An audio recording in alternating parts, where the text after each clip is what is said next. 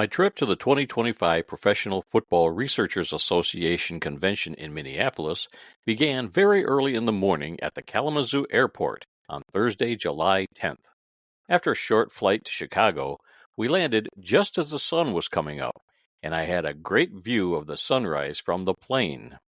I know there are plenty of vending machines at the airport, but who knew that they had one that dispensed Legos at the O'Hare Airport? From there, I flew to Minneapolis and checked into the downtown Drury Hotel in St. Paul. To say the least, it was a really nice place to stay. Too bad Adam had to miss this trip. The first PFRA activity was that afternoon. It was a visit to the Minnesota Vikings Museum, which is located in Eagan, Minnesota. Our tour guide, Peter, led our group through the small but very fun museum, with all of its great displays and artifacts. A couple of displays honored Vikings players who are now enshrined in the Pro Football Hall of Fame. Another display honored Carl Eller, Jim Marshall, Alan Page, and Gary Larson, who made up the defensive front of the 1960s and 70s that was known as the Purple People Eaters. Another honored all the head coaches in team history. There was also a Vikings helmet car, which was pretty cool, and a display of Ernie Nevers and the Duluth Eskimos, which, ironically, I was going to be giving a presentation about during the conference. On Friday, some of us boarded a train and headed for Huntington Bank Stadium at the University of Minnesota and took a stadium tour. This place was amazing. While the view of the field from the luxury section was spectacular, the thing that impressed me the most was the locker room. It is listed as the biggest locker room in the country, in college or in the NFL, and after being there, I have to agree, it was massive.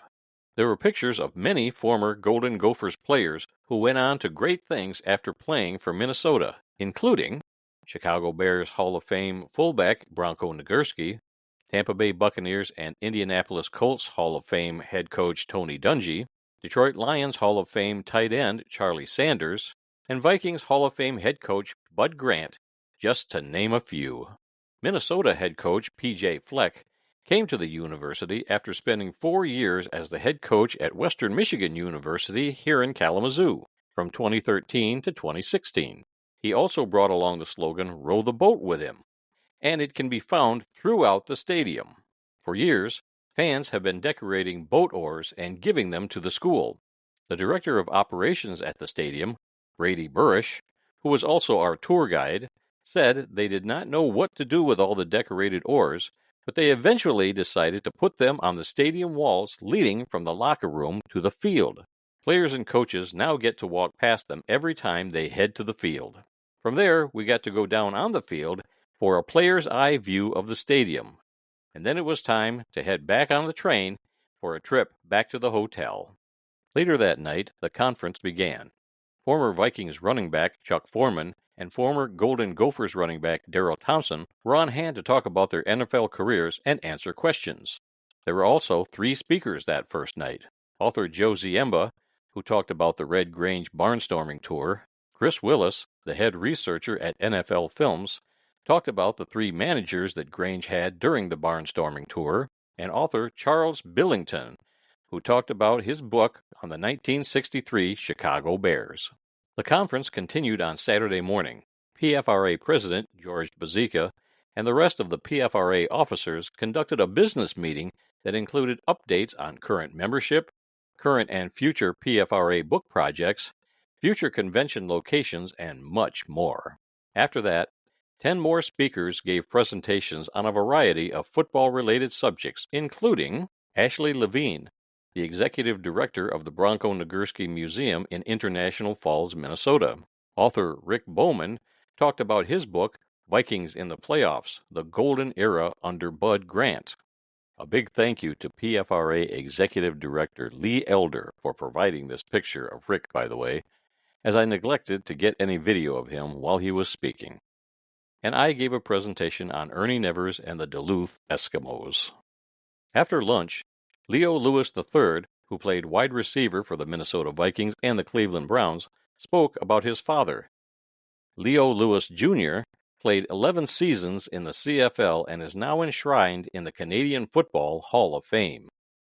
PFRA members Rick Christensen and John Horn did a presentation on the history of the CFL's Winnipeg Blue Bombers, which included some great highlights of the team through the years.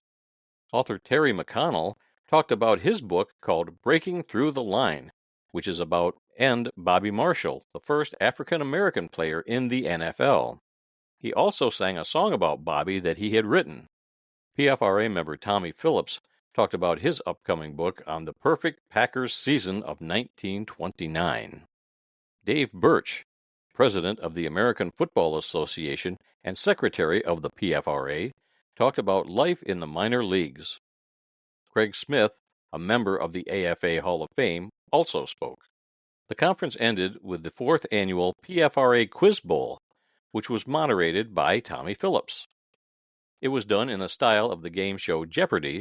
And was won by PFRA member Kevin Voorhees. In all, it was another great PFRA convention. I had a lot of fun taking pictures and videos during the 3 days I was there. And I ended it with one last video. And so, another PFRA convention is over with. Minnesota 2025, got my official t-shirt. It's going to go in the closet with all the other t-shirts from all the other conventions I've been at. Where's the PFRA going to go in 2 years? 2027? Who knows? Will it be Detroit possibly? Will it be Dayton, Ohio? A lot of places were talked about. We'll just have to wait probably till next year to really find out. But wherever it is, Adam and I will probably be there.